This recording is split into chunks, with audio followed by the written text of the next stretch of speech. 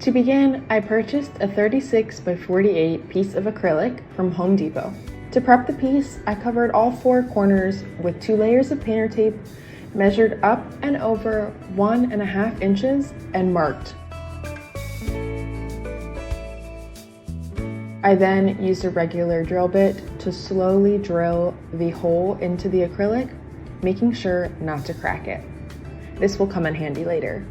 Making a rectangle, I measured up from the bottom 2.5 inches and marked it 6.5 inches from each side and down 8.5 inches from the top. I used painter's tape to mark these measurements.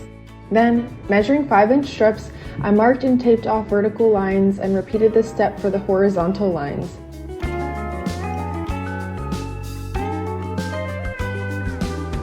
The tape I used to make these is called charting tape, but you can use any color tape that matches your decor.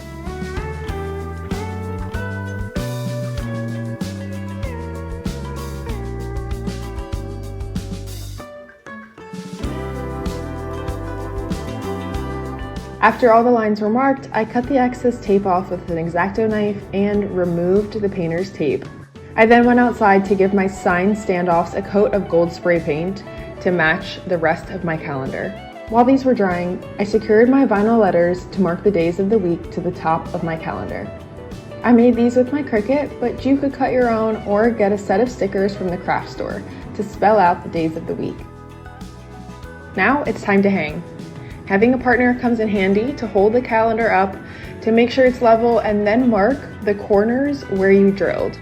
The standoffs I ordered came with anchors and screws, so I first secured the drywall anchors to the wall and then I drilled in the base of the standoff.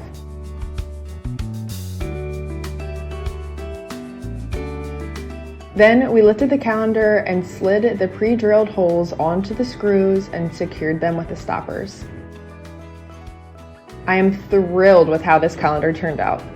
It's a chic way to plan out the week or the month without being a total eyesore. Because it's totally customizable, you can use it in any room of your house to fit your decor. Using dry erase markers to add the dates, this is the perfect addition to my new home office.